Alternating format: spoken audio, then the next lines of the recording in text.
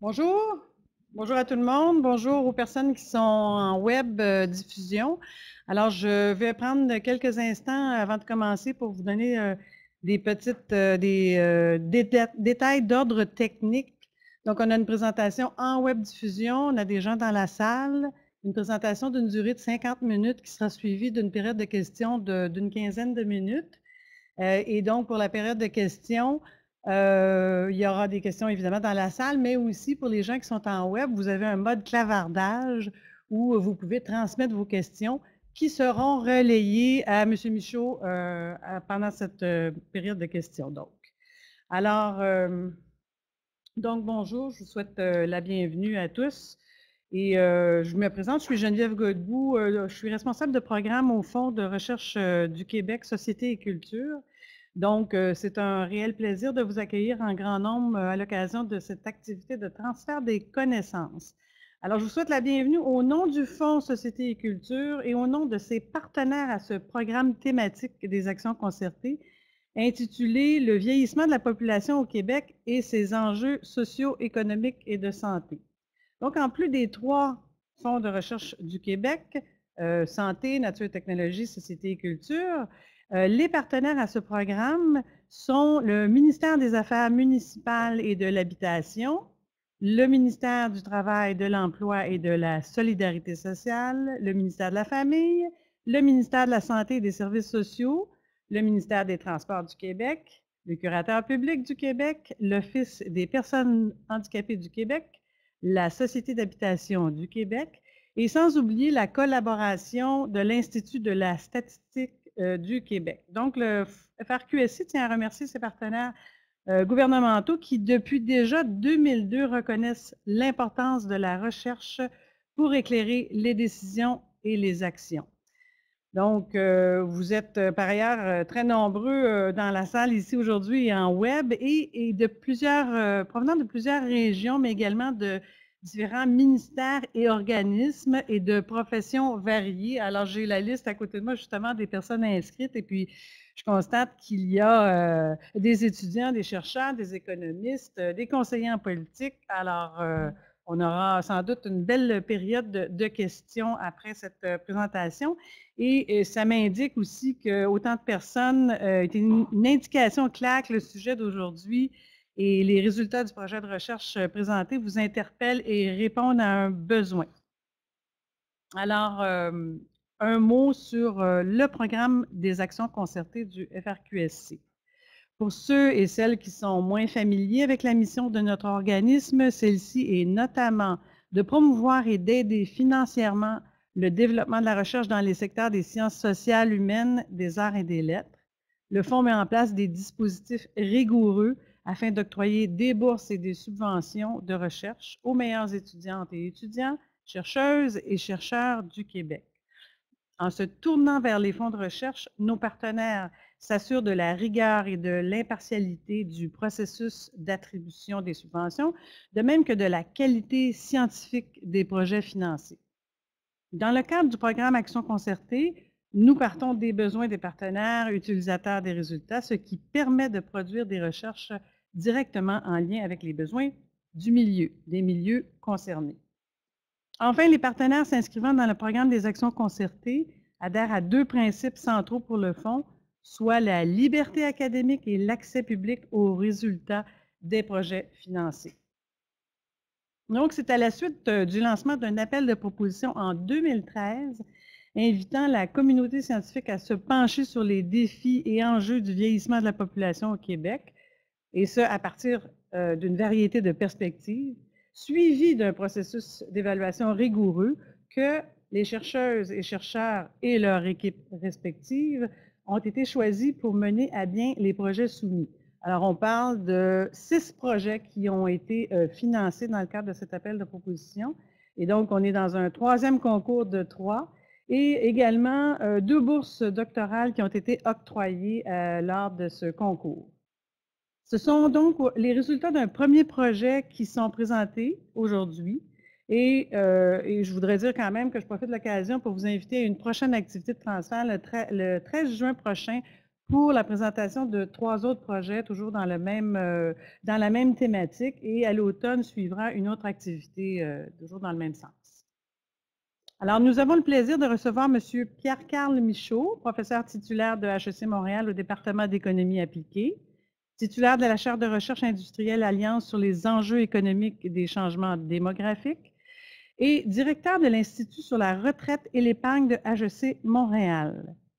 J'aimerais souligner que nous apprenions la semaine dernière que M. Michaud et ses collègues, Martin Boyer et Philippe Dastou, tous professeurs à HEC, ont remporté un prix prestigieux lors d'un forum international sur l'éducation et la littératie financière qui se tenait à Washington en avril dernier. Donc, toutes nos félicitations, M. Michaud. Alors, écoutez, j'inviterai dès maintenant, sans plus tarder, M. Michaud à présenter ses résultats en vous invitant à réfléchir sur vos questions et comment ces résultats pourront vous être utiles. Merci. Merci beaucoup. D'abord, un grand merci aux gens qui sont présents ici et les gens aussi qui nous écoutent et nous voient en web diffusion. Pour des chercheurs, disons, avec un profil plutôt académique, c'est toujours un grand moment quand on peut, en quelque sorte, là, procéder au transfert de connaissances, parler un peu de ce qu'on a trouvé, aussi les pistes de recherche qu'on a pour le futur et donc d'essayer de disséminer ces résultats-là. Ce n'est pas en opposition. Des fois, on pense toujours, surtout les chercheurs en sciences sociales, on se dit, à l'université, on travaille pour publier dans les revues, puis des fois, il y a des gens qui soucient un petit peu moins là, de faire cette portion-là. Puis en fait, nous, dans le cadre de ce programme-là, c'était quelque chose qu'on valorisait beaucoup, là, pouvoir faire un projet qui éventuellement allait donner des pistes de solutions et peut-être mener à une discussion là, plus éclairée sur le sujet. Donc, cet appel de proposition-là en particulier, là, de se porter sur donc la situation ici, le projet, la situation économique des aînés, pour nous, on trouvait ça très, très important dans les années à venir. On a un petit peu un motto dans notre groupe de recherche qui est de dire qu'on juge, un bon indicateur d'une société puis de son développement social, c'est en fait de regarder de la manière dont elle traite ces personnes aînées. C'est un super bon indicateur et donc la pauvreté, la situation économique des personnes aînées, pour nous, c'est quelque chose de très important. Donc, comprendre comment ça va évoluer dans les années à venir, on trouvait que c'était quelque chose de très, très pertinent à étudier. Je parlerai un petit peu des membres de l'équipe à la fin, où je ferai un petit survol de l'équipe. C'est une équipe principalement composée d'économistes de HEC Montréal, de l'UQAM et de l'Université Laval, donc qui travaillent au sein de la chaire que vous avez mentionnée précédemment. Donc, voilà. Le contexte de ce projet-là, c'est qu'on observe essentiellement que la pauvreté chez les aînés a généralement diminué au cours des dernières décennies. Ça, des fois, ce n'est pas tout à fait connu. Ce n'est pas quelque chose qu'on voit apparaître très souvent dans le débat public, mais en fait, il y a une situation qui est généralement positive ou un développement positif dans les dernières décennies. En grande partie, les chercheurs ont pu montrer que l'expansion ou le plein développement du régime des rentes du Québec est en partie responsable de cette baisse, tout comme les programmes, et on y reviendra, les programmes, disons, du premier pilier du système de retraite canadien, dont le supplément de revenu garanti, sont très, très, très importants dans cette baisse-là. Et ça, c'est peut-être aussi important, je ne présenterai pas de chiffres à cet effet, mais c'est généralement bien connu dans le domaine que le Québec et le Canada se comparent avantageusement en la matière de situation économique des aînés et en particulier en termes de pauvreté, là, qui va être un petit peu le focus de la présentation aujourd'hui. Donc, on est même avantagé par rapport à plusieurs pays, des fois qu'on pourrait même penser comme étant plus généreux encore chez les personnes âgées. Là, ici, quand même, on a une situation enviable. Donc, dans ce contexte-là, on peut se demander pourquoi à ce moment-là étudier le phénomène si ça se passe si bien au Québec? C'est qu'il y a aussi des indicateurs qui pourraient porter des tendances qui pourraient porter à croire que ce n'est pas nécessairement une situation qui est statique, qui va toujours demeurer la même. Et donc, on trouvait ça intéressant de regarder dans le futur comment pourrait évoluer la pauvreté chez les aînés. Et puis, on va parler des outils qu'on va utiliser, là. Et essentiellement, qu'est-ce qu'on va faire? On va essayer de construire des scénarios d'analyse intéressants pour venir un petit peu là, mettre en évidence certaines forces importantes qui sont derrière ces tendances-là. Donc, c'est une façon de travailler en sciences sociales et de construire de la modélisation pour projeter la population future et par la suite, à travers des scénarios qu'on dit contrefactuels, c'est-à-dire qu'on enlève certains mécanismes ou on essaie d'isoler certains mécanismes, ça nous permet de comprendre un petit peu les forces en présence. Et ça va nous permettre d'évaluer les impacts de ces scénarios-là à l'aide donc de différents outils. Et aujourd'hui, donc le rapport final fait état quand même de beaucoup d'autres résultats, étant donné le temps est parti aujourd'hui. Je vais surtout là, mettre l'accent sur les projections de pauvreté du modèle qu'on dit simule de la chaire, qui est un modèle de microsimulation de long terme. Donc, il y avait certains résultats préliminaires qu'on avait présentés lors d'un rapport de projet et donc qui ont été mis à jour et raffinés avec le temps. Donc, faible revenu, quels sont les indicateurs? Il y a 3 mesures généralement utilisées. Le seuil de faible revenu a été une méthode utilisée pendant longtemps. Et ensuite, la MFR, qui est une mesure plutôt relative, donc qui est utilisée au niveau international. Et la MPC, qui est la mesure du panier de consommation, donc qui compose un panier de consommation typique, regarde le coût de ce panier-là et puis par la suite définit si oui ou non une personne est faible revenu. Ici, je vous montre simplement les 65 ans et plus en comparaison avec le total, dans la population totale, les 3 mesures, qu'est-ce qu'elles donnent. Et ça, c'était en 2011, là, dans le recensement long qui était à ce moment-là, l'enquête nationale des ménages. Et on voit que les mesures sont quand même assez différentes. D'une part, la MPC, le SFR sont quand même très similaires. On voit la pauvreté chez les 65 ans et plus qui tourne entre 6 et 8 et 9 points de pourcentage. La MFR donne des taux de faible revenu beaucoup plus élevés, mais en fait, c'est un petit peu mécanique parce que la MFR regarde par rapport au revenu médian dans la société. Donc, étant donné que les personnes âgées ont des revenus plus faibles, par construction, ça donne des taux de faible revenu beaucoup plus élevés. Mais c'est peut-être une mesure qui est moins adéquate là, donc pour regarder en particulier les personnes âgées. Et donc, si on regarde la SFR et la MPC, ça donne des résultats très similaires.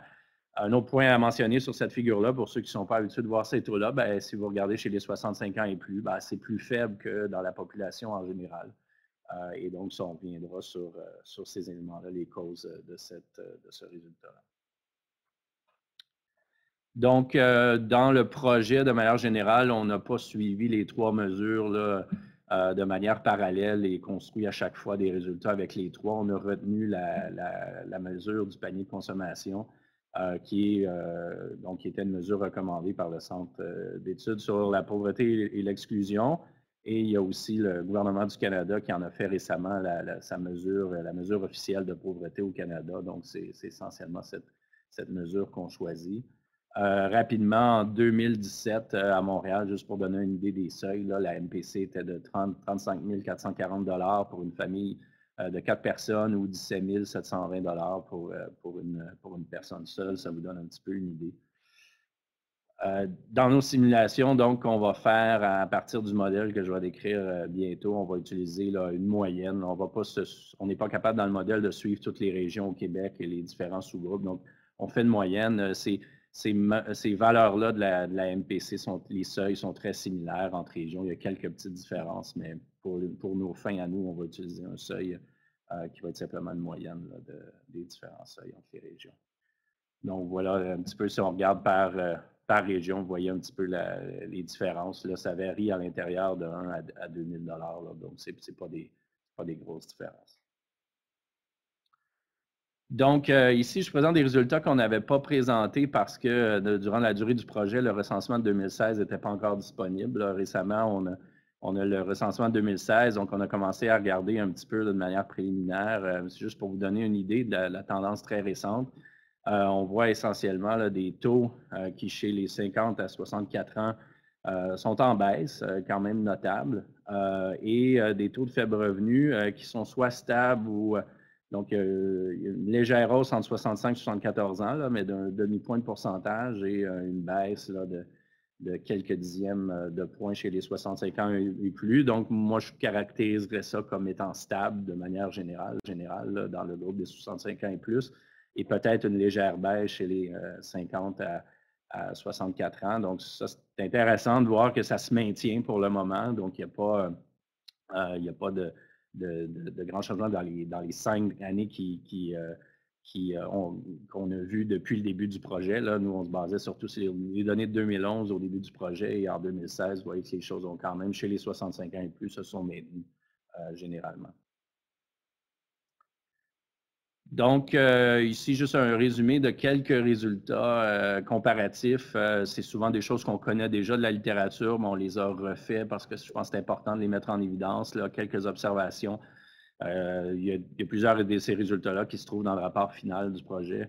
Donc, chez les aînés, le taux de faible revenu varie selon qu'on vit seul ou en couple. Donc, ils sont beaucoup plus élevés chez les gens seuls. On sait que ça, c'est un groupe vulnérable.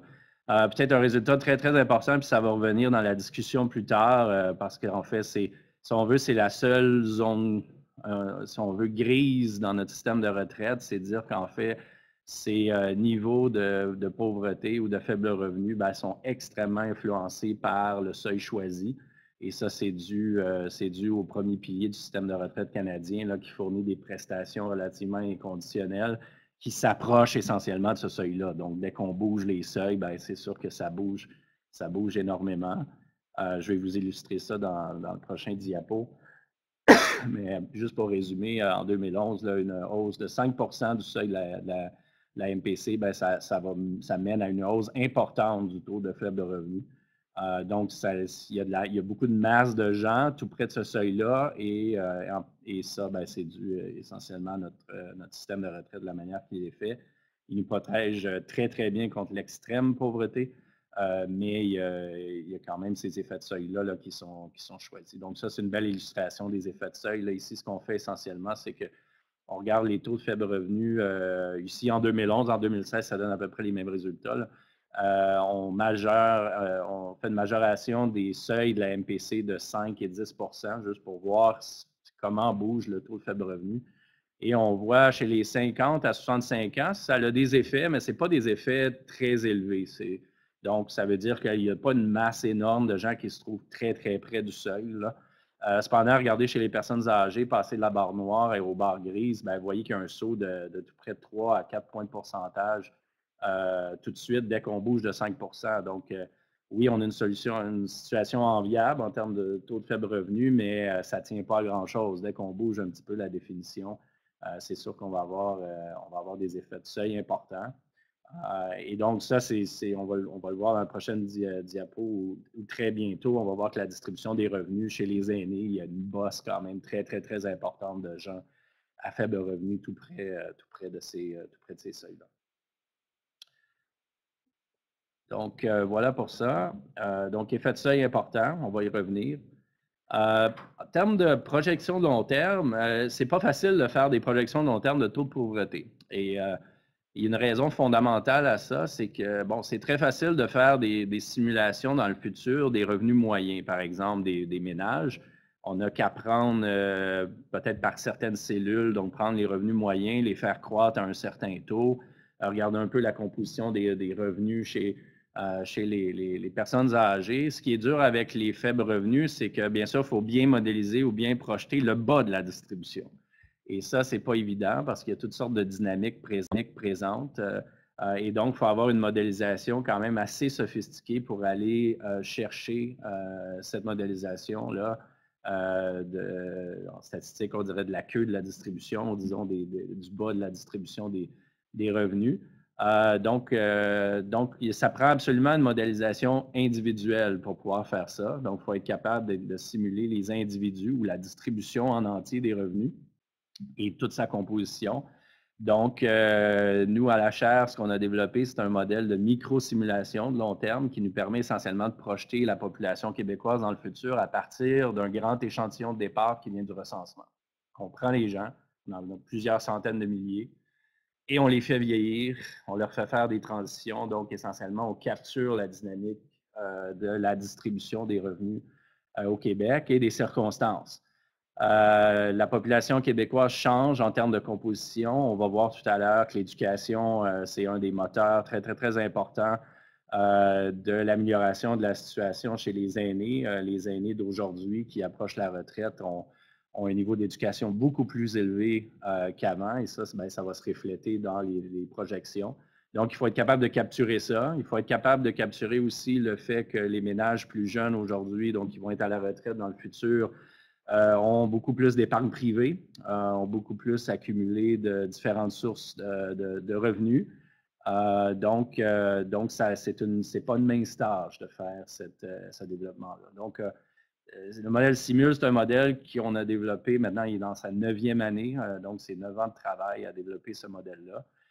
Et essentiellement, il y a une modélisation individuelle des naissances, la formation, dissolution des ménages, les revenus de travail qui sont très, très, très importants, la fiscalité, donc on a un simulateur fiscal très, très, très détaillé, et ça, c'est important pour les faibles revenus parce qu'il faut être capable de bien capturer les transferts aux ménages et ainsi de suite, et le système de retraite, donc le premier pilier du système de retraite qu'on inclut souvent dans le système fiscal parce qu'essentiellement, c'est un système de transfert là, aux ménages.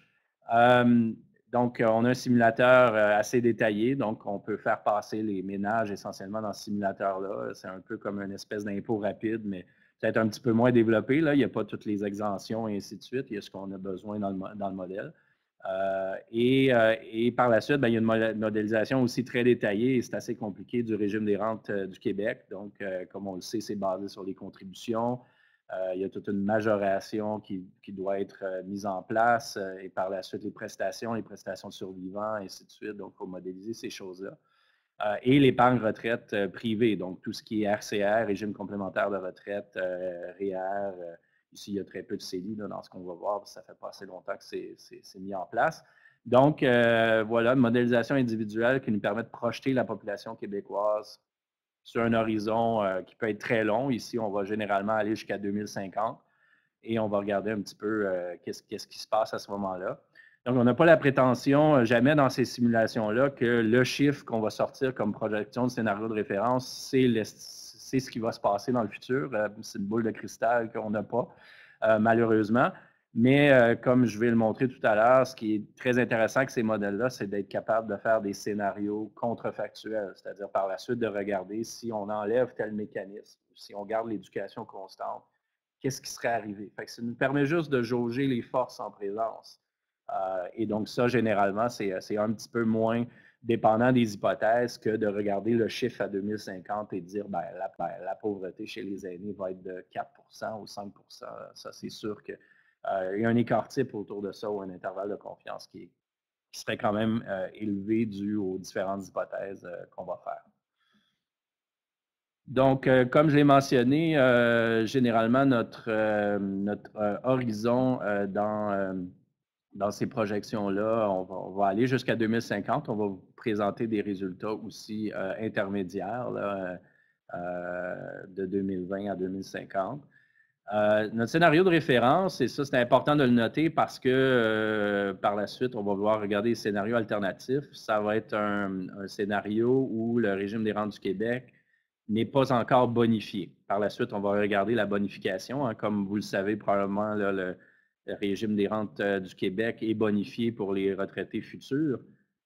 Et donc, on va faire aussi ce scénario-là, mais le scénario de référence n'aura pas ces changements-là. Et essentiellement, c'est un peu pratique, c'est que quand on a fini le projet, essentiellement, on n'était pas encore certain qu'est-ce qu'allait être la bonification du régime des rentes du Québec, donc il n'était pas là.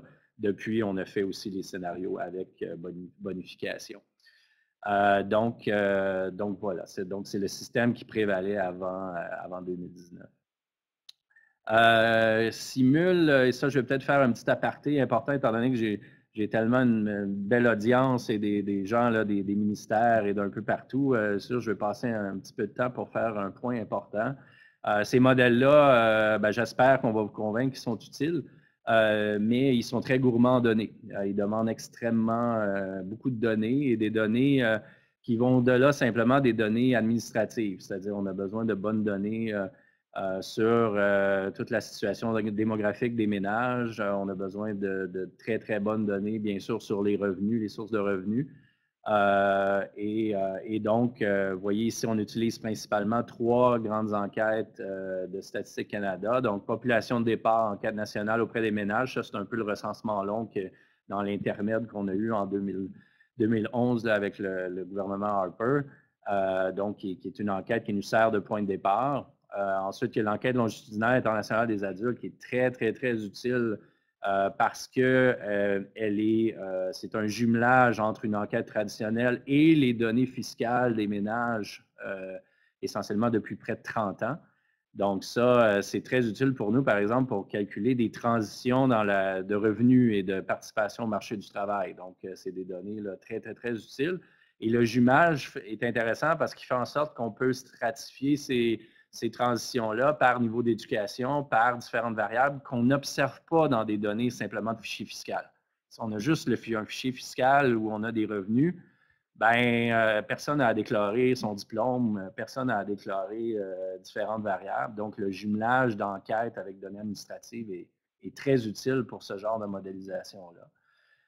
Et finalement, l'enquête sociale générale, qui est une enquête particulière au niveau canadien, qui a une excellente composante rétrospective. Donc, on demande au ménage, un ménage qui a 50 ans, on lui demande essentiellement les moments où ils ont eu des enfants, essentiellement tout leur historique socio-démographique. Et donc, ça nous permet de reconstruire des historiques socio-démographiques pour les transitions, les mariages, les divorces, le nombre d'enfants et ainsi de suite. Et donc, tout ça fait partie de la modélisation. Le point important que je voudrais faire ici, c'est que on dépend essentiellement de la présence de ce genre d'enquête-là et de données jumelées. Et donc, un modèle comme ça, si ces choses-là ne sont pas présentes, essentiellement, on est obligé d'arrêter parce qu'éventuellement, on n'a plus assez de données. Et là, il y a des données là-dedans qui commencent à être vieilles un petit peu. Et donc, les choses changent. Donc, je pense une attention particulière aux aînés, aux gens approchant la retraite. Ça serait très, très, très important dans les années à venir qu'on ait une stratégie en termes de données. Et la stratégie doit avoir, c'est-à-dire on ne peut pas se fier sur une seule chose. Donc, les données administratives, je pense, sont très, très, très intéressantes. Mais aussi, il faut penser aux enquêtes. Il faut aller chercher les données, disons, qui nous permet d'avoir peut-être un portrait un petit peu plus multidimensionnel des ménages âgés. Le patrimoine des ménages âgés, c'est quelque chose qui va devenir extrêmement important et ça, on a très peu de données longitudinales sur ça. Essentiellement, on ne connaît pas trop les trajectoires de patrimoine des personnes âgées.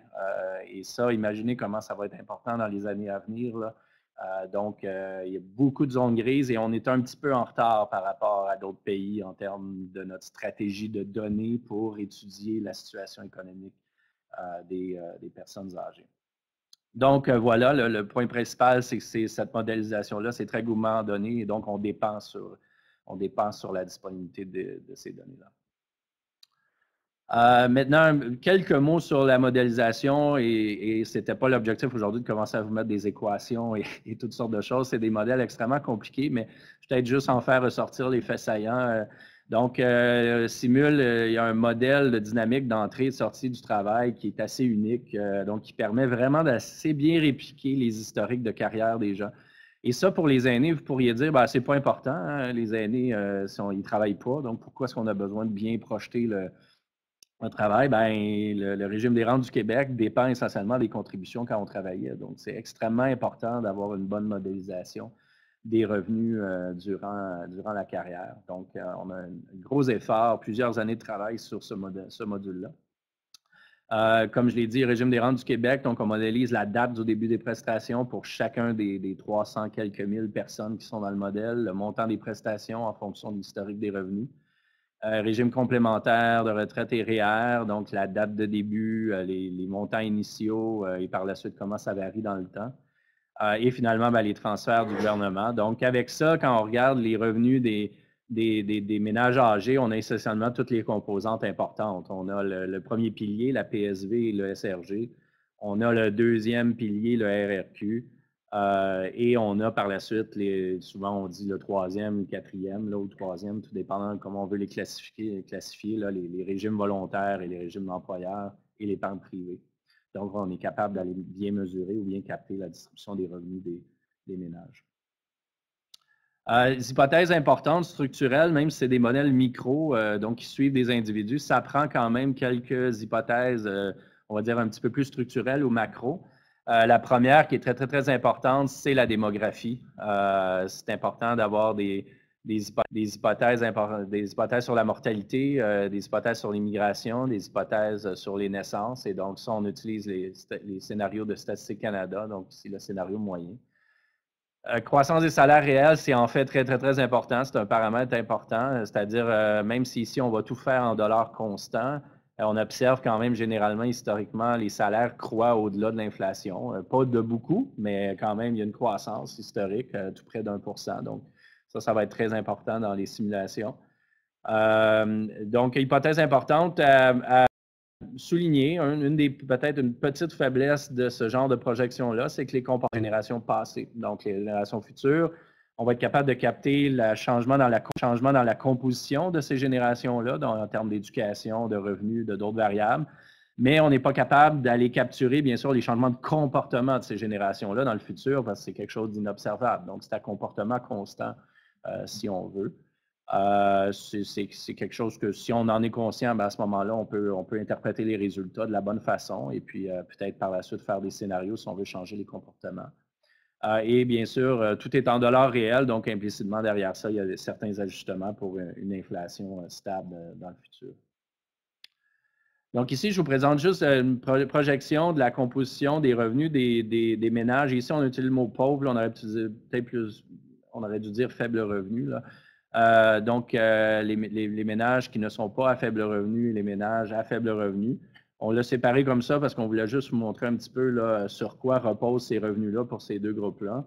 On voit bien sûr que chez les ménages non pauvres, ce qui semble expliquer là, facilement que les ménages ne seront pas près du seuil de pauvreté, c'est clairement l'épargne complémentaire. Donc, dès que les gens ont épargné, ont eu des régimes d'employeurs et ainsi de suite, ça, normalement, ça garantit pratiquement qu'on ne sera pas dans une situation de faible revenu à la retraite. Donc, on voit que c'est la composition, la composante qui est la plus en augmentation. Et ça, c'est essentiellement le moteur de ça, c'est essentiellement que dans les données, la population plus jeune qui part au départ en 2020, cette population-là, on voit déjà qu'elle a accumulé beaucoup plus d'épargne que les générations plus vieilles. Et donc, ça se propage dans le modèle et on voit une croissance de ces revenus-là avec le temps.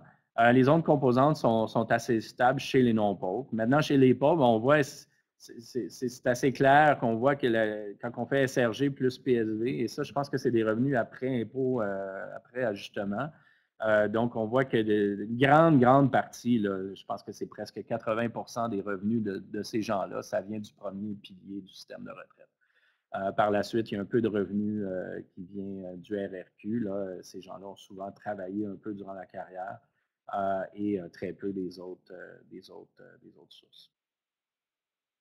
En termes de projection de la distribution, ça, c'est intéressant de montrer ça. C'est le revenu disponible après impôt.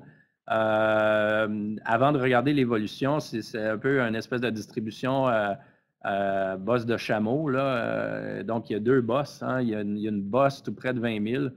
Et ça, c'est la bosse du premier pilier du système de retraite. Donc, il y a beaucoup de gens qui sont amassés à ce point-là. Et quand je vous ai dit que la MPC était pas très loin de ça, bien, vous voyez un petit peu l'enjeu. Dès qu'on déplace un petit peu les seuils, bien, on va se retrouver avec plus de gens qui vont rapidement se retrouver en situation de faible revenu. Et par la suite, bien, on a la distribution de revenus un peu plus classique, là, avec on voit à peu près une moyenne là, à vue d'œil comme ça, entre 30 et 40 000 $ de revenus disponibles chez les personnes âgées, puis là, bien, une distribution.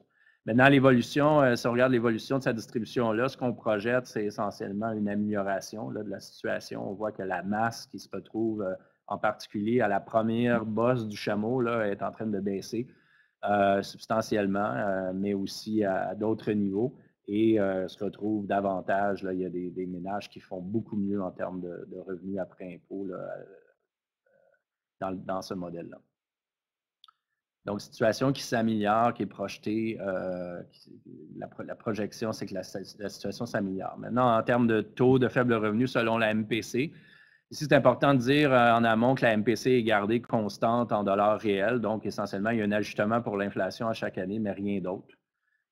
Donc, c'est essentiellement l'hypothèse de travail. Et là, on voit une baisse généralisée des taux de pauvreté chez les 60, donc déjà chez les 55-64, mais davantage chez les 65 et plus. Ce n'est pas des grosses baisses parce qu'on parle de taux qui sont quand même déjà assez faibles, mais il n'y a clairement pas de scénario, à la hausse là, avec ces hypothèses-là dans le scénario de référence. On a une baisse, on part de niveaux relativement faibles. Et on reste faible dans les années à venir. Si on regarde par statut matrimonial, j'avais dit bon, que les gens seuls, de manière générale, ont des taux plus élevés. Bien, ça, on le voit déjà, peu importe la tendance. Si on regarde en 2020, bien, on voit que les femmes seules, en particulier, ont des taux de faible revenu au-delà de 10 points de pourcentage. Les hommes, un petit peu plus faibles. Et en couple, bien sûr, les taux sont très, très faibles. Donc, c'est peut-être un des meilleurs mécanismes pour éviter le faible revenu aux âges, c'est d'être en couple. C'est clair que les taux sont très, très faibles à ce moment-là.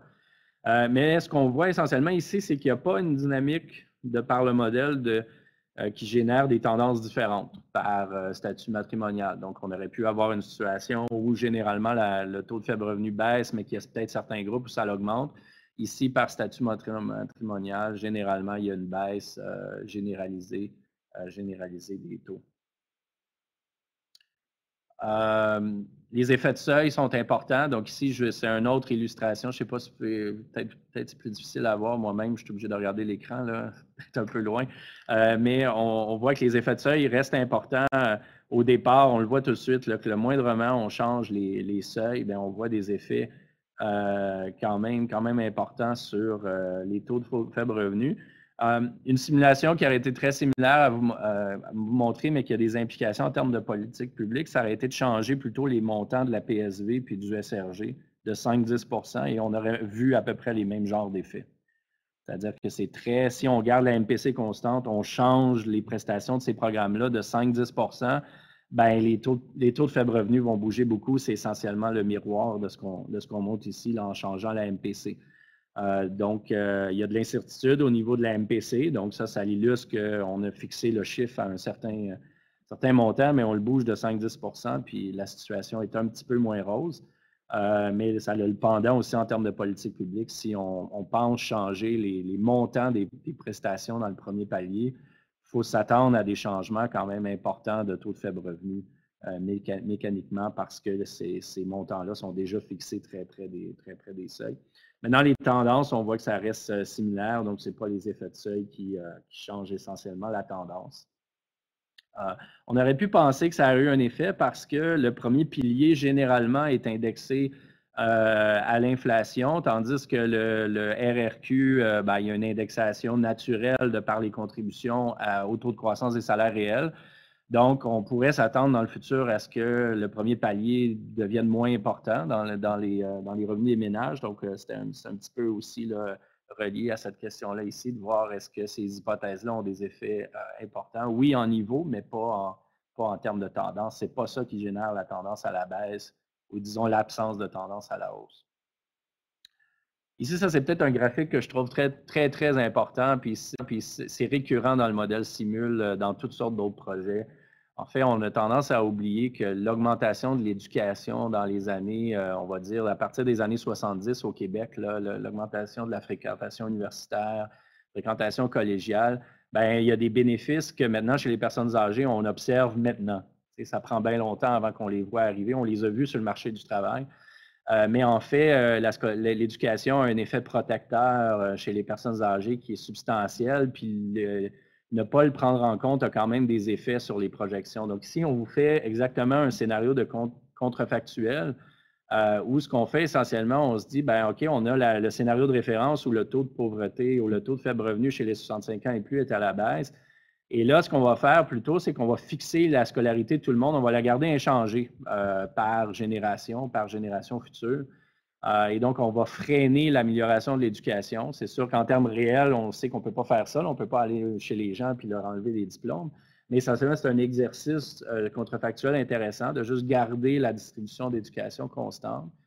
Et là, ce qu'on voit qu'en l'absence d'amélioration de l'éducation, les taux de pauvreté auraient légèrement augmenté dans le futur. Donc, en fait, une des raisons pour laquelle nos taux descendent, ou une des raisons principales pourquoi ils descendent légèrement, c'est en fait l'amélioration de la scolarité qui mène, bien sûr, à des effets sur la stabilité au niveau des ménages, qui mène à une amélioration des revenus et ainsi de suite. Donc, c'est un des gros moteurs. L'éducation en tant que telle n'a pas d'effet dans le modèle sur le seuil de faible revenu, mais à travers le revenu et ainsi de suite, ça a un effet quand même important.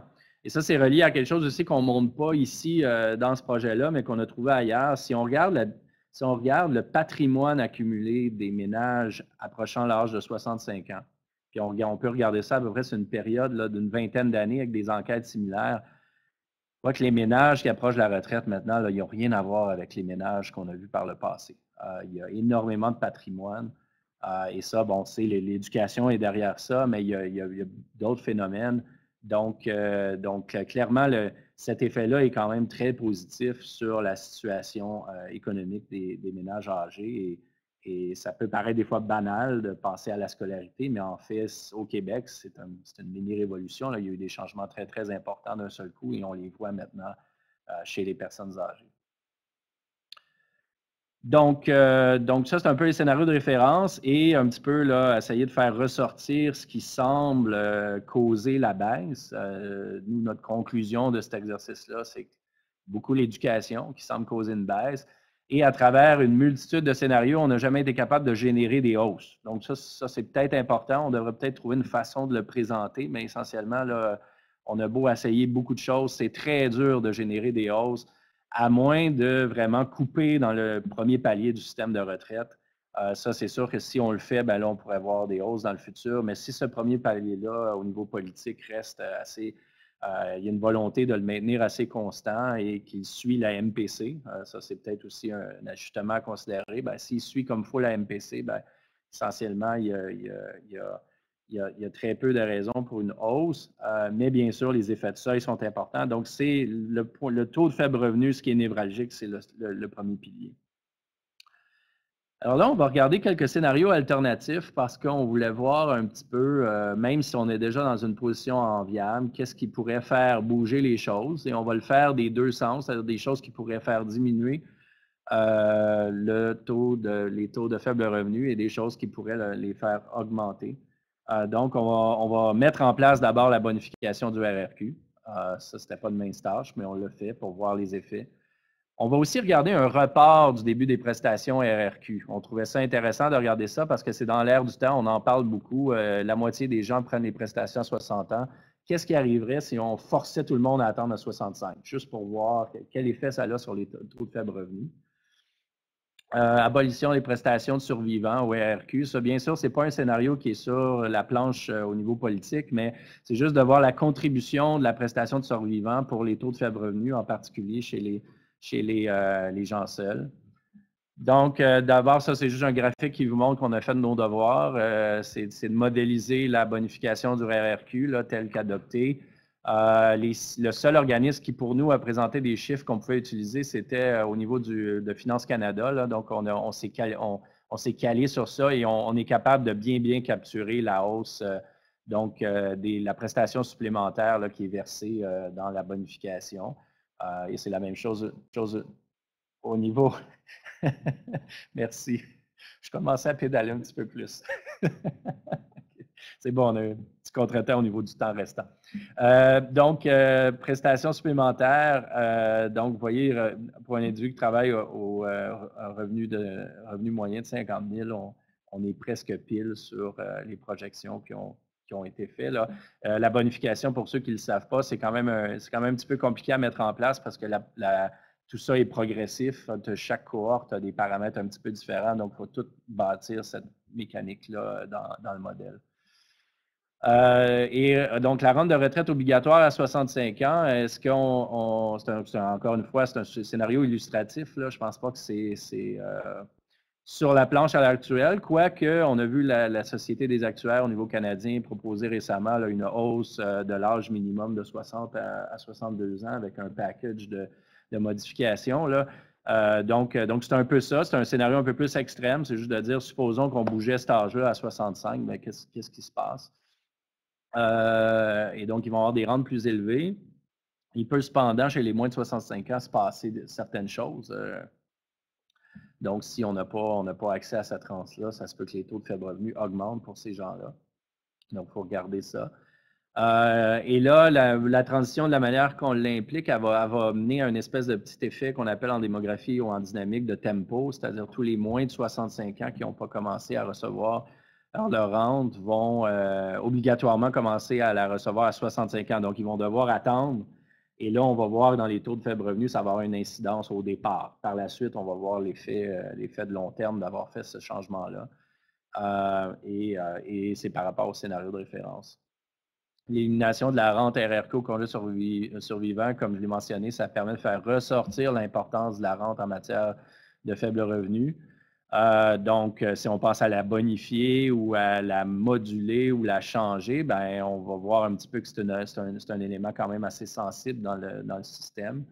Et le RRQ dans ce scénario-là est celui pré-réforme avant bonification.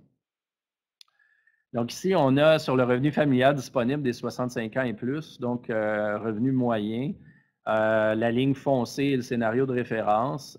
Si on commence par scénario réforme RRQ, on voit quand même que ça prend quand même un bon bout de temps avant que le revenu disponible des ménages commence à changer. Donc, c'est un régime qui va être pleinement capitalisé, donc ce qui fait en sorte que les premières générations qui vont le toucher n'auront pas des grandes bonifications, puis tranquillement, ça va être mis en place. Donc, on voit qu'éventuellement, il y aura un quantum un petit peu plus élevé sur les revenus des ménages, mais à court terme, ce n'est pas quelque chose qui vient changer énormément les ménages sur l'horizon 10-15 prochaines années.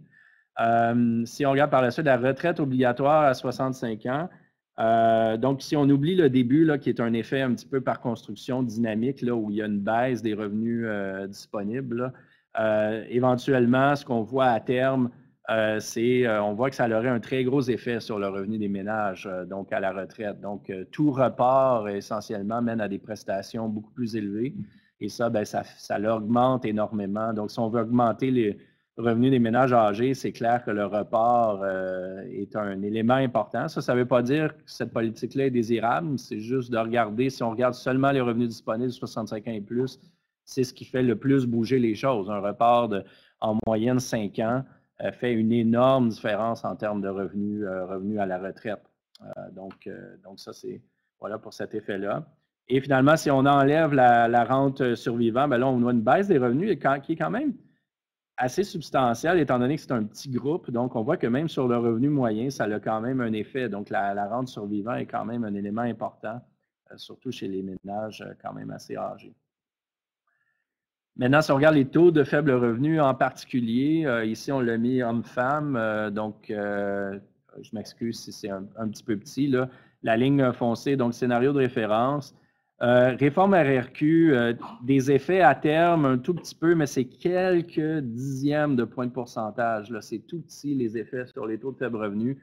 Parce que, et encore au risque de me répéter, les taux de faible revenu, ce qui fait bouger ça, c'est le premier pilier. Le deuxième pilier, le régime des rentes du Québec, fait très peu, maintenant qu'on a atteint ces niveaux-là, fait très peu pour faire bouger les taux de faible revenu, a davantage d'effets sur les revenus disponibles des ménages, revenus moyens, les ménages avec des revenus un petit peu plus élevés, mais très peu pour le taux de faible revenu. Et les autres scénarios, donc retraite obligatoire à 65 ans, vous voyez qu'on diminue quand même pas mal là, le taux de faible revenu si on retarde ça. Donc, c'est un scénario un petit peu extrême. Donc, il y a quand même pas mal d'effets sur le taux de faible revenu, mais on est à l'intérieur d'un point de pourcentage. On est à des niveaux très faibles de taux de faible revenu. Aucune rente survivant a très peu d'effet donc sur les taux de faible revenu moyens ici. Et ça, on va le creuser dans les prochains transferts. Ou peut-être pas. Donc, dans le rapport, on a des analyses plus poussées. Donc, quelques effets où on voit les taux augmenter, mais très, très, très peu. Donc, généralement, je vous dirais de cette analyse-là, ce qui ressort, c'est que les seuils les seuils de pauvreté, mais implicitement aussi le niveau des prestations du premier pilier sont très, très, très importants. Il y a beaucoup d'aînés qui se retrouvent juste au-dessus du seuil. Donc ça, c'est très, si on veut, très, très important. On s'attend à ce que la baisse de la pauvreté chez les 65 ans et plus se poursuive. Donc, on n'a pas, nous, d'indicateurs, peut-être dans la discussion, vous pourrez en soulever quelques-uns, mais on n'a pas d'indicateurs qui portent à croire qu'on pourrait avoir une hausse des taux de faible revenu. Maintenant, juste un point ici important, ici, c'est la question des taux de remplacement puis la question de la préparation à la retraite, c'est une question autre que celle-ci. Taux de faible revenu, c'est vraiment des situations désastreuses où les gens ont pratiquement très peu travaillé durant leur carrière, se retrouvent en situation précaire. Et là, notre système, notre premier pilier est très, très bon pour venir protéger contre ce risque-là. Maintenant, si on parle davantage de préparation à la retraite, là, il y a plus de raisons de s'inquiéter que les ménages, bon, épargnent peut-être pas assez pour avoir des taux de remplacement suffisants. Puis là, bien, il y a beaucoup de questions à creuser à ce niveau-là, mais je séparais un petit peu ces questions-là parce qu'on ne parle pas du tout des mêmes aspects du système de retraite et peut-être que les tendances seraient différentes à ce niveau-là. Donc, c'est beaucoup en lien ici la baisse avec la hausse du niveau de scolarité. Et prolongement de la vie active. Donc, ça, j'en ai peut-être pas parlé trop, mais dans le modèle, il y a aussi une hausse des taux d'emploi chez les travailleurs tout près de la retraite qui est modélisée. Puis ça l'aide aussi à augmenter les revenus de retraite. Donc ces deux mécanismes-là sont importants. Donc, les rentes de RQ et la bonification jouent un rôle important dans la hausse des revenus moyens des aînés, mais pas tellement sur les taux de faible revenu. Donc, ça reste pertinent pour le débat sur la préparation à la retraite, mais un petit peu moins ici pour les taux de faible revenu. Les revenus de retraite privée, on l'a vu dans la situation des ménages, vont jouer de plus en plus un rôle important. C'est peut-être pas les régimes complémentaires de retraite traditionnels à prestations définies qui vont être qui sont les régimes qu'on va voir davantage, même à la limite dans les autres provinces canadiennes, on voit qu'ils sont en régression. Mais les ménages épargnent de différentes façons de nos jours là, et ont des situations de plus en plus complexes au niveau de l'épargne accumulée. Hein. C'est pas rare maintenant là, dans les enquêtes de voir des gens avec plusieurs comptes REER, plusieurs comptes CELI, 2, 3 régimes d'employeurs. Donc, un patrimoine assez intéressant. Ici, il y a peut-être aussi des questions très, très intéressantes à faire au niveau de la décumulation de ces actifs-là accumulés. On n'en parle pas beaucoup. C'est un sujet, je pense, qui va être d'actualité dans les années à venir, qui est de dire que les ménages âgés ont accumulé beaucoup d'épargne, ont des régimes à contribution déterminée, arrivent à la retraite et se font faire un gros chèque de 300 000 à 400 000 $. Et là, il y a tout un enjeu de dire comment est-ce qu'on utilise ça. Déjà, il y a des considérations fiscales, mais il y a des considérations de protection contre le risque de vivre très vieux, donc le rôle des rentes viagères, les soins de longue durée, les risques associés à ça, est-ce que les gens devraient s'acheter de l'assurance? Donc, il y a tout cet environnement-là est un environnement au niveau de la situation économique des aînés à considérer.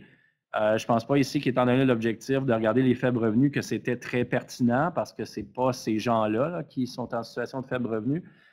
Mais si j'avais à mettre de l'avant une question brûlante pour les années à venir, c'est comment est-ce qu'on va bien protéger et conseiller les ménages qui vont arriver à la retraite avec des quantités de patrimoine très importantes, des connaissances financières assez faibles, comment est-ce qu'on va les aider, soit de manière institutionnelle ou au niveau privé, à bien décumuler ces actifs-là pour procurer des revenus de retraite. Ici, dans nos revenus de retraite privés, dans le modèle, tout se fait un peu automatiquement là, de manière assez bien faite. Je ne pense pas que ça reflète nécessairement la situation des générations qui s'en viennent à la retraite, on va dire, dans 10-15 ans. Là. Je pense que là, il y a tout un enjeu ou tout un nouveau pan de questions intéressantes et très peu de données. Ça, c'est peut-être le point crucial, très peu de données pour regarder ces questions-là. La rente aux conjoints survivants représente peu en moyenne, mais est importante pour ses bénéficiaires, donc les peu fortunés. Là, ici, je n'ai pas montré exactement chez les veufs l'impact de cette prestation-là, mais il est énorme, donc il est quand même important. Donc, ça, ce n'est pas à négliger. Mais petit impact en moyenne sur le taux de pauvreté général chez les 65 ans et plus. Ce n'est pas ça qui fait bouger l'indicateur. Donc, si je viens aux politiques publiques, puis on pourra en discuter dans la période de questions. Donc, je pense qu'en termes, si on veut encore faire des progrès au niveau des faibles revenus, je pense qu'il faut regarder davantage les personnes seules, autant au niveau économique que social, là, mais en particulier au niveau économique. Identifier, si on peut identifier tôt, à l'âge de 65 ans, les gens qui sont les plus à risque, qui ont peu travaillé, qui ont peu de revenus du RRQ. Donc, déjà, là, prendre en charge ou regarder de manière très précise le package qu'on leur offre en termes de transfert. Je pense que ça va être important. Je ne suis pas sûr qu'il va en avoir énormément des gens qui ont peu travaillé, mais il va toujours en rester. On est rendu à des taux de 3-4 donc je pense pas que ça peut baisser plus que ça. Il va toujours avoir des groupes vulnérables dans la société qui vont se retrouver dans ces situations-là, mais c'est sûr qu'il y a eu des progrès énormes par rapport à 30 ans. On n'est pas du tout dans les mêmes eaux et on n'est pas du tout dans la même clientèle en termes de faibles revenus. Donc voilà, peut-être un petit mot pour terminer sur l'équipe de l'Action qui a participé à la rédaction du rapport final. On a eu aussi des gens qui ont été impliqués au début des travaux, en cours de travaux. Là, ce n'est pas une liste exhaustive. Là, c'est les gens qui ont rédigé le rapport final. Donc, Raquel Fonseca, Guy Lacroix, Marie-Louise Leroux et moi-même. Donc, de CAM HEC, Guy Lacroix est à l'Université Laval. Donc, aussi l'Université Laval était présente ici. Et l'équipe de professionnels de recherche, surtout pour le rapport final, qui est principalement HEC Montréal, David Boisclair, Aurélie Côté-Sergent, Yann Descaries, François Laliberté Auger, donc qui travaillent sur cette modélisation et qui, on l'espère, vont continuer dans les années à venir. Donc, voilà, je m'arrêterai là, si ça vous va. Très bien, merci beaucoup. Alors, on va enchaîner quand même tout de suite avec les questions. Hein, le temps file. Je veux quand même mentionner que pour les personnes qui sont en web, donc en clavardage, peut-être que vous avez commencé à transmettre des questions. Je vous invite à le faire dès maintenant, parce que dans 10 minutes, ça va être terminé. Et c'est M. Guy Fréchet, qui est du ministère du Travail, de l'Emploi et de la Solidarité sociale, qui est au bout du clavier, donc, pour prendre vos questions et qui pourra les relayer à M. Michaud.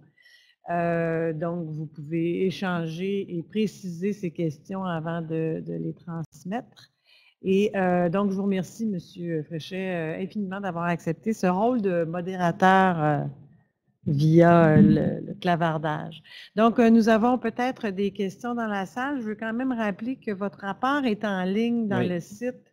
Donc, plusieurs données et ça serait peut-être une première question, s'il y a des gens qui peuvent nous dire un peu comment ces données-là vous parlent ou des précisions. Maintenant, c'est le temps de demander certaines précisions sur ces données dont vous nous avez parlé. Alors, je vais circuler. Est-ce que vous m'indiquez si vous avez des questions? Je vais circuler donc avec le micro. C'est le moment. Je vous invite aussi à vous présenter avant. Michel Angelier, je suis avec le CETRIO. Donc, moi, je suis venu aujourd'hui parce que je voulais faire peut-être certains corollaires avec l'économie numérique, mais c'est correct. J'ai trouvé ça très instructif, la présentation. J'étais juste curieux par rapport, on entend beaucoup que le fédéral veut copier certains modèles d'autres pays, de retarder même à 67 et à 70 ans. Avez-vous la retraite, l'âge de la retraite, avez-vous regardé ces hypothèses-là? Il y a des gens de notre équipe qui l'ont fait. Donc là, quand vous parlez de l'âge de la retraite, je pense que vous parlez de l'âge et l'éligibilité à la pension de la vieillesse. Hein. Ce que le gouvernement Harper avait reporté de 2 ans et le gouvernement Trudeau a ramené à 65 ans. Là. Donc, c'est clair que quand on change cet âge-là, ce qui va se passer, c'est que le groupe qui avait la pension de vieillesse et qui ne l'a plus, ben, c'est clair que les taux de pauvreté augmentent. S'il n'y a pas de coordination avec les autres programmes, C'est clair, donc cette étude-là, là, qui était de mes collègues Jean-Yves Duclos, il y a Bernard Fortin sur ça, donc on va bien montrer là, que ça avait des effets quand même importants chez ce groupe-là particulier. Moi, je pense que je reviendrai plus sur quand on analyse le système de retraite canadien. Et on l'a vu récemment, l'Institut Retraite Épargne, la HEC, on a publié récemment, ça a passé dans les médias cette semaine, la connaissance qu'ont les gens du système de retraite est très faible. Et le système de retraite canadien, en fait, il y a plusieurs âges qu'on pourrait appeler âge de la retraite. Il y a l'âge de 60 ans où on est éligible pour la Régie des rentes. Si on a des régimes d'employeurs, il y a des âges particuliers. Il y a l'âge de 65 ans pour la pension de vieillesse, le SRG. Moi, je pense que quand on parle de ces âges-là, on ne peut pas changer un âge sans penser au système en entier. C'est un petit peu mon point important. Mais quand on voit le manque de connaissances qu'on a de manière générale, c'est dur d'avoir un beau débat éduqué sur cette question-là ou un débat où on va vraiment laisser parler des faits, on va essayer de réfléchir à comment on adapte notre système de retraite au fait qu'on vit beaucoup plus vieux qu'avant. Et ça, je pense, c'est un peu la source, selon moi, c'est la source du malaise, c'est qu'on a de la difficulté à discuter de ça sans que les gens pensent qu'essentiellement, quand on change l'âge, c'est qu'on veut essentiellement les faire travailler plus longtemps. Donc, on va essayer de réfléchir à ce système-là de manière globale. Donc, changer l'âge de 65 à 65 ans à 67 ans de manière unilatérale, sans penser au filet social qui est au niveau provincial, sans penser au régime des rentes du Québec, les impôts. C'est clair que ce n'est pas le genre de politique qu'il faut, de changement qu'il faut faire. Il faut réfléchir un petit peu plus de manière globale. Je pense que ça serait normal qu'on évolue puis que ces âges-là changent, mais il faut penser aux répercussions ou il faut penser de manière systémique au système. Et là, je pense qu'on a beaucoup de la misère. On avait des résultats. Plus de 75% des gens ne connaissaient pas l'âge à laquelle on est éligible à différentes prestations. Donc, ça, on a un gros rôle d'éducation. Avant même de faire passer des changements au système de retraite, c'est d'abord de s'assurer qu'on a une connaissance générale au niveau public qui est plus élevée pour pouvoir discuter de ces enjeux-là de manière intelligente et pouvoir donc faire des bons changements à l'avenir. Merci. On n'a toujours pas de questions en clavardage. Je vais avec quelqu'un ici, on va prendre une question ici, et puis je vais vers vous ensuite. Je vous remercie, André Bernier, directeur de politique d'assistance sociale au ministère du Travail, Emploi et Solidarité sociale. Je me demandais, est-ce que votre modèle permet de suivre le choix des personnes pour voir s'ils sont rationnels? Et la question, ce que vous m'avez amené, c'est l'analyse de savoir si j'oblige à 65 ans les gens de prendre leur retraite. Parce que ma santé pouvant être faible, je pourrais dire je vais encaisser tout de suite à 60 ans parce que, étant donné l'expérience de mes pères, j'ai déjà eu 2 cancers, etc. En fin de compte, est-ce qu'on est capable de voir si ceux dans le passé qui ont fait des choix ont fait proportionnellement des choix rationnels? Alors ici, ce modèle-là n'est pas équipé pour faire ça. Dans d'autres travaux qu'on a fait, je vous inviterai à voir le colloque de Retraite Québec en novembre, je pense que c'était novembre dernier, là, dans le cadre de la révision triennale, actuarielle de l'évaluation du régime. On a présenté des travaux sur l'optimalité du début de la rentrée. On a parlé de ces enjeux-là. Donc, si ces modèles-là sont à comportement constant tels qu'on les observe, ne portent pas de jugement sur l'optimalité. Mais essentiellement, c'est ça qu'on peut montrer assez facilement, que les gens en faible santé, c'est tout à fait rationnel de prendre la rente à 60 ans. Et il y a aussi tout un pan fiscal qui est super important à cause de la récupération du SRG, de crédit d'impôt pour l'âge et ainsi de suite, qui fait en sorte qu'il y a même un énorme groupe de la population pour qui c'est optimal de la prendre à 60 ans. Si on regarde l'impact sur le revenu net là, des gens, là, donc, en fait, oui, effectivement, c'est un enjeu important. Donc, ici, on voulait juste montrer que, d'un point de vue des revenus de retraite, reporter l'âge a quand même des gros effets. Mais on ne se prononçait pas, effectivement, si c'était une bonne idée. Et clairement, quelqu'un qui aurait juste 3 ans à vivre, ben, ce n'est pas une bonne idée il ne verra jamais ces revenus-là. Donc, effectivement, c'est ça, c'est un enjeu très, très important. Mais c'est peut-être des travaux c'est impossible de mettre ça dans ces modèles-là. Je pense qu'il faut le faire à part puis nuancer après ces résultats-là. Merci. On a une question, donc vous prendrez le micro. Ouais, prenez le micro comme Donc, Guy Fréchette, à la direction de la recherche au ministère du Travail, Emploi et Solidarité, également associé au CEPA, qui est le Centre d'études sur la pauvreté et l'exclusion. Bon, je vois que j'aurai une question à transmettre. Il y en a une première qui est arrivée, mais je vais commencer par une.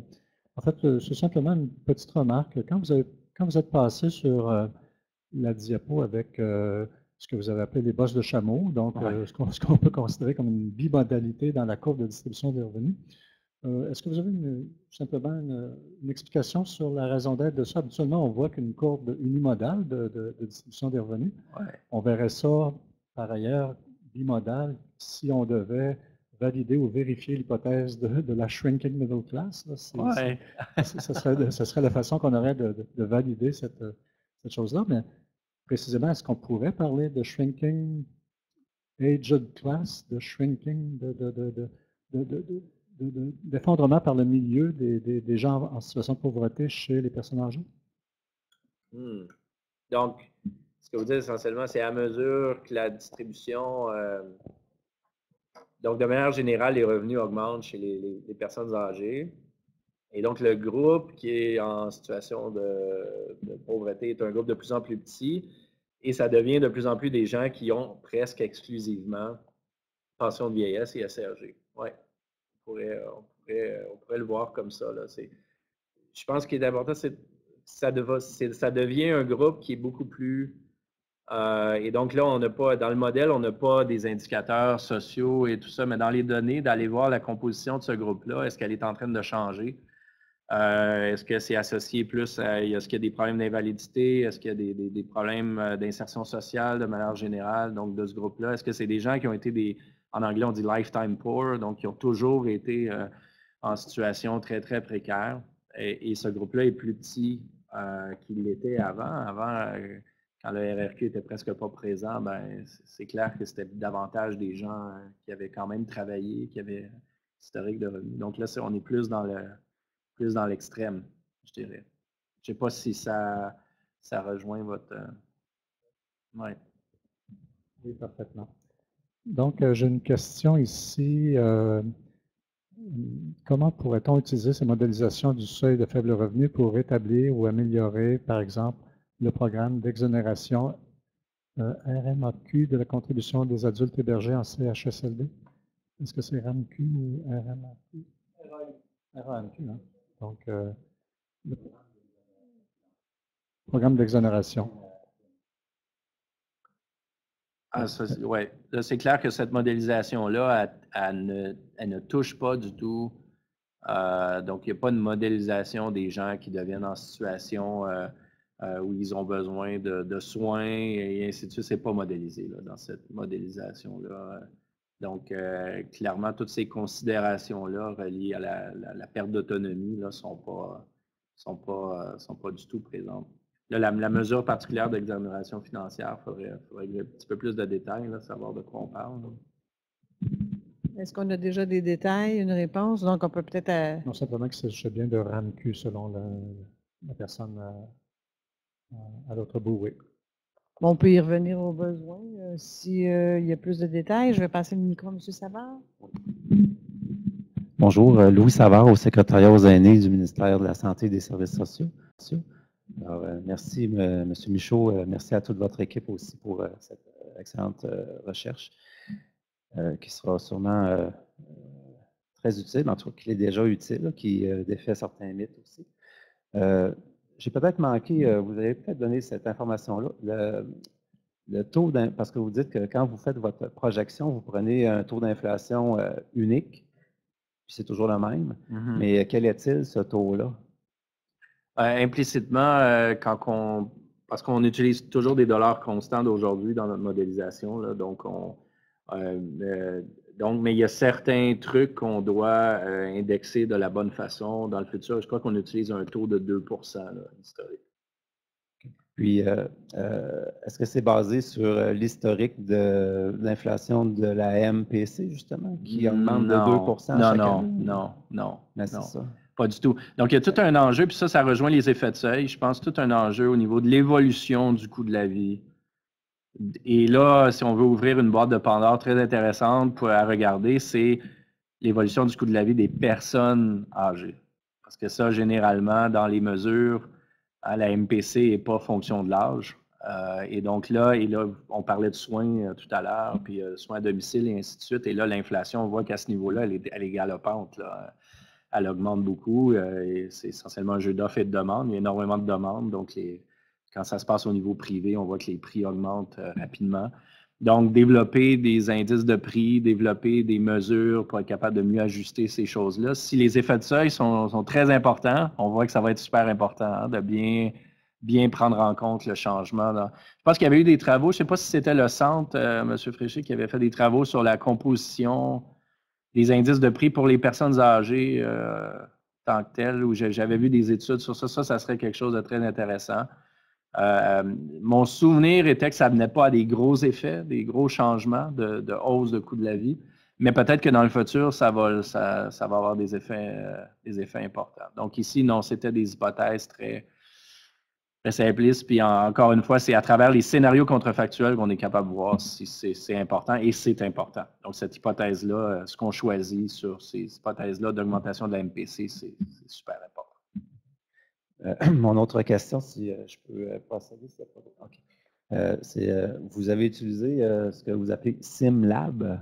Oui. Oui. Est-ce que ce SimLab-là, vous pouvez encore l'utiliser ou c'était juste pendant le temps de la recherche, un contrat? Non, c'est un modèle qu'on a développé. En ce moment, on l'a utilisé dans le cadre de cette action-là. Il est un petit peu en ce moment là, au repos. Ça ne veut pas dire qu'on ne va pas le réutiliser.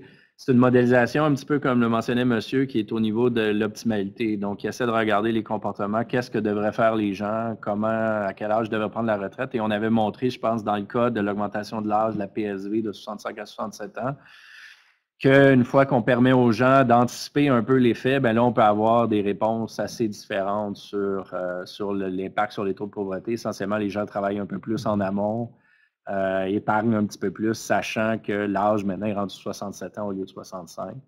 Maintenant, je pense qu'on est davantage dans l'esprit d'adapter ces modèles-là pour refléter un petit peu plus l'économie comportementale, ou disons le fait que les gens ne font pas exactement là, ce qui est optimal. Donc, essayer de calquer ça un petit peu plus sur... mais les effets de comportement, c'est très important, puis il n'y en a pas dans ce modèle-là, essentiellement. Quand on change, on dit à tout le monde va prendre la RRQ à 65 ans, ben ils ne se mettent pas plus jeunes à travailler plus longtemps, à épargner plus, et ainsi de suite. Donc, il n'y a pas d'effet compensatoire. Ça a tendance, de manière générale, à exagérer. Donc, l'absence d'effet de comportement a tendance à exagérer l'effet de ces changements-là parce que normalement, les gens s'adaptent quand même un peu. Et donc, ici, on ne le fait pas. Mais SimLab, oui, peut faire ce genre de choses-là.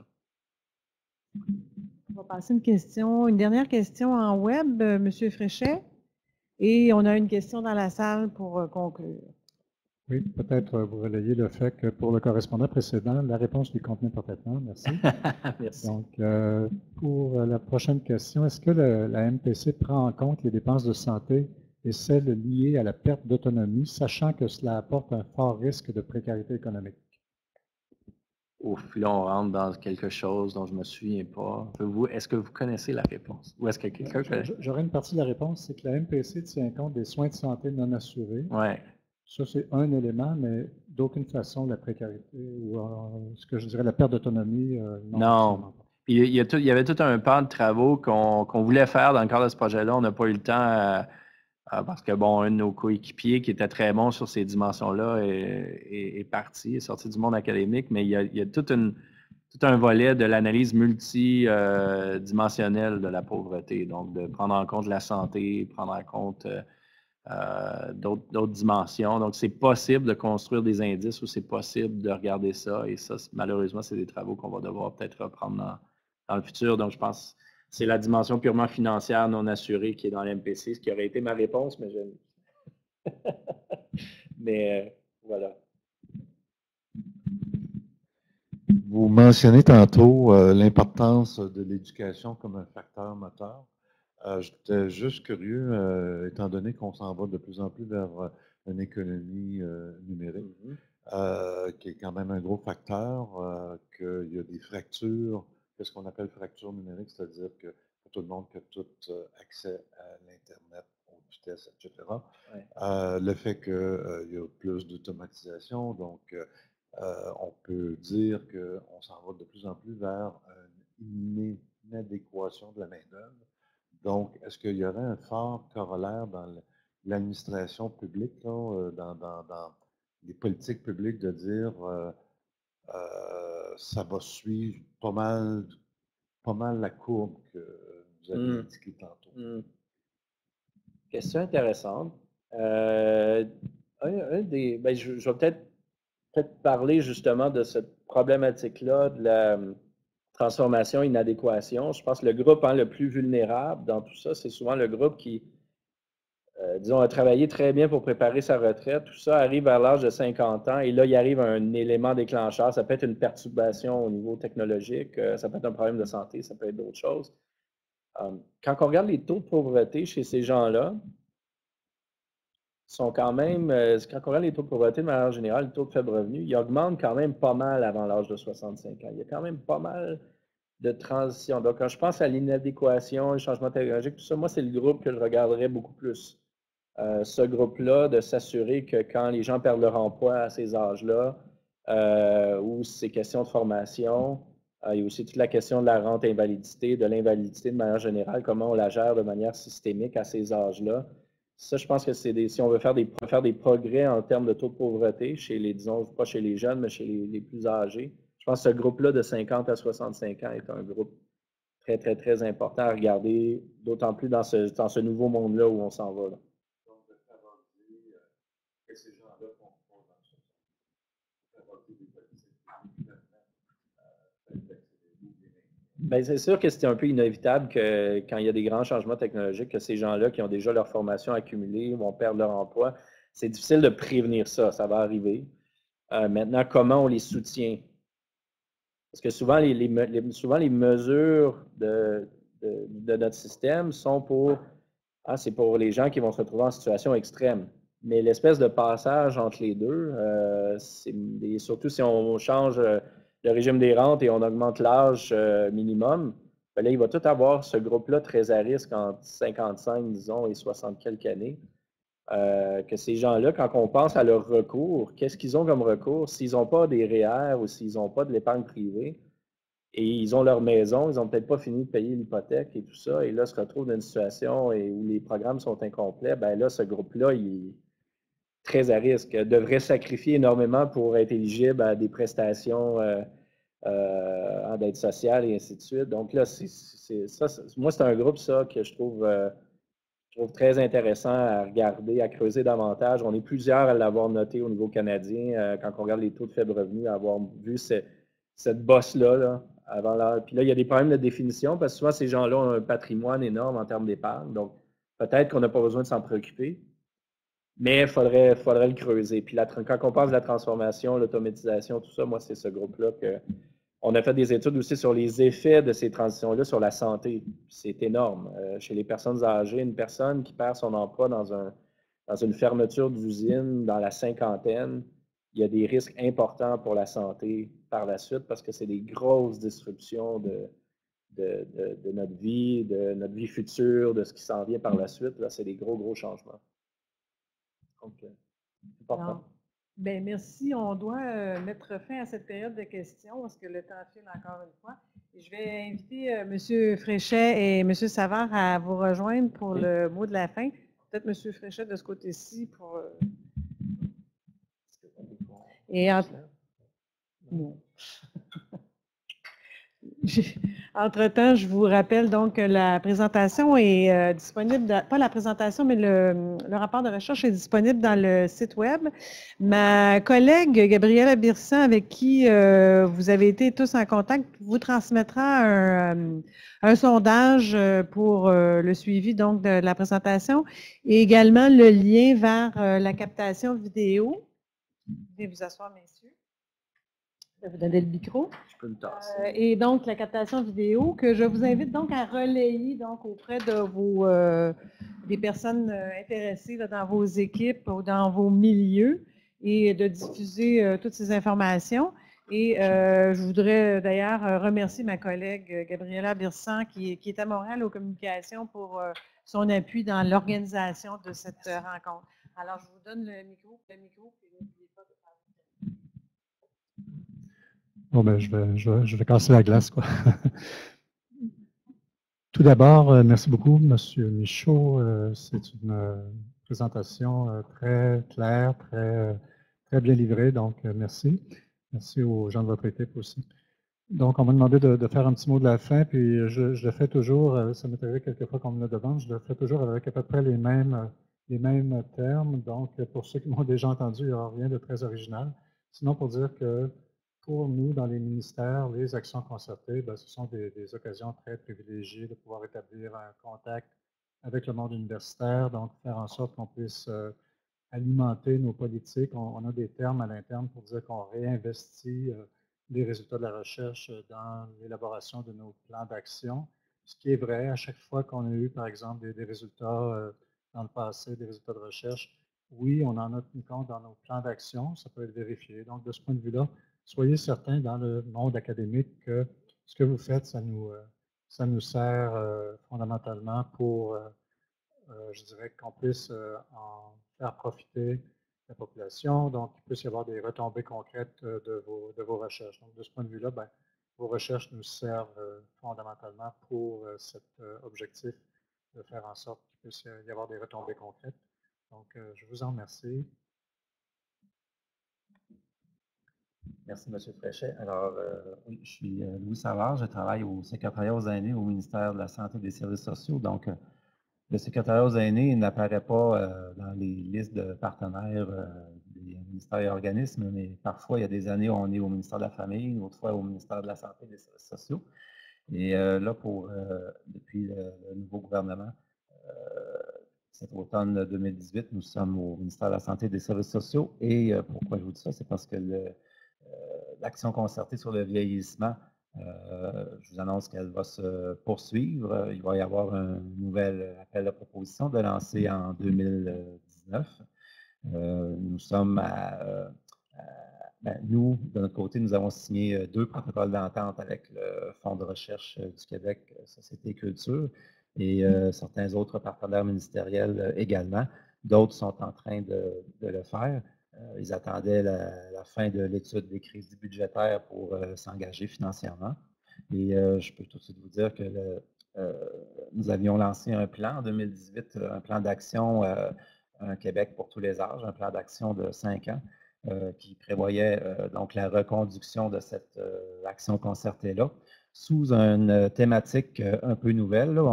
Ce n'est pas que le côté socio-économique et de santé n'est plus pertinent, mais il faut toujours peut-être un peu donner une certaine thématique. Donc, la prochaine thématique sera sur l'aspect de la diversité des aînés, particulièrement peut-être les aînés qui vivent des situations dans lesquelles ils sont marginalisés. Ça peut être des personnes qui vivent une marginalité difficilement. On prend par exemple les aînés LGBT, les aînés qui prennent des communautés culturelles, les personnes handicapées depuis leur naissance et qui deviennent un aîné. Donc, les personnes handicapées vieillissantes, les aînés isolés également. Puis, les aînés qui travaillent, qui ont 65 ans et qui veulent continuer à travailler, ils sont eux aussi un peu marginalisés effectivement par les effets de l'âgisme. Donc, le plan d'action présente des choix stratégiques. Il y en a 11. Et puis, dans le fond, l'angle de la diversité va devoir être regardé sous différents choix stratégiques de notre plan d'action. Ça peut être au niveau de l'engagement social, citoyen ou professionnel des personnes aînées. Ça peut être sous l'angle de l'habitation qui soit adaptable et adaptée pour les personnes aînées, qui soit sécuritaire. Ça peut être sous l'angle de la mobilité et des transports. Bref, ça va prendre plusieurs angles. Et on va attendre que tous les partenaires ministériels soient définis, identifiés, puis on va se réunir ensemble et on va identifier vraiment les axes de recherche ensemble. Et puis, je vous invite à regarder cet appel de proposition-là qui arrivera en 2019 éventuellement. Alors, merci beaucoup. Merci encore une fois, M. Michaud. Merci à vous, messieurs. Et ce sont de très bonnes nouvelles. C'est un scoop que vous avez finalement. Alors, ça me fait à la rencontre et je vous invite donc au 13 juin pour une prochaine rencontre sur la même thématique. Merci, M. Michaud. Merci à vous.